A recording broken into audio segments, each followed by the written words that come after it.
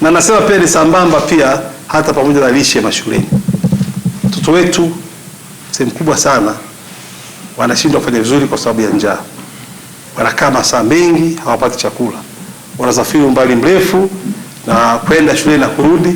Kwa hiyo uwezo wao kusoma unakuwa sio mzuri sana.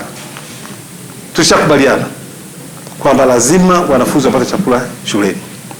Na chakula ni kile kile cha bajeti yake ya nyumbani. Ni wajibu wa mzazi kuchukua chakula kile ambacho alikuwa mtoto ale nyumbani akipeleke wapi? Shuleni aweze kula. Mheshimiwa Mwenyekiti, tumie fursa hii kutumia baraza lako nitoe maelekezo rasmi kwa wazazi. Kweli ambaye hataki kuchangia chakula kwa mtoto wake shuleni, hatua kali zichukuliwe.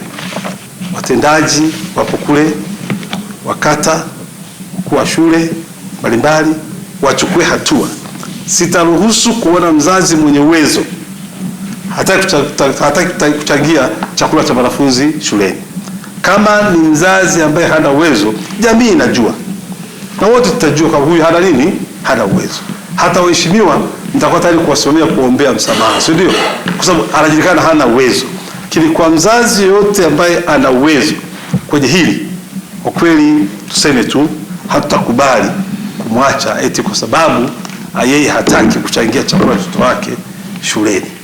Na nasema hivyo kwa sababu watoto wetu lazima wapate mazingira mazuri ya kuweza kusoma, ili kusudi wanapokuwa wanapewa yale maarifa na walimu wao, uwezo wa kukamata au kuelewa uweze kuwa mkubwa, na hiyo itasababisha pia sisi ufaulu wetu uweze kuongezeka, lakini maarifa kwa watoto yaweze kujengeka kwa vizuri zaidi. Lakini kwenye swala la lishe mashuleni, hii ni ajenda ya wote tulioko humu. Watendaji wamepewa majukumu kule, na sisi waheshimiwa tukoe mabalozi kwenye mikutano yetu ya hadhara, tuwaelimishe wazazi wetu. Kuna kaugumu kidogo, wazazi wetu hawataki, maana wanasema mara kuna nini, lakini sasa ni lazima kila mzazi achangie chakula mashuleni. Familia yenye uwezo duni tunazijua sisi kule, tutazichakata kwenye vikao vyetu vya kamati ya maendeleo kwamba huyu kweli uwezo wake ni mdogo, basi tumsaidie kwa staili hii na hii. Lakini kwa yule aliye na uwezo, lazima mtoto apate chakula shuleni cha mchana, ili tuweze kuboresha ufaulu wetu katika maeneo yetu. Hili kwa kweli, kwa sababu ni ajenda ya kwetu na ni swala mtambuka, lazima mtoto apate chakula mashuleni. Wazazi wenye watoto mashuleni waweze kutoa chakula kwa watoto wao, ili kufanya watoto wao waweze kuwa na nguvu na akili ya kuweza kusoma vizuri mashuleni, na isiwe shuruti kwa viongozi kwenda kushurutisha mambo kama ya kwamba wewe mzazi hautoi chakula kwa mtoto wako.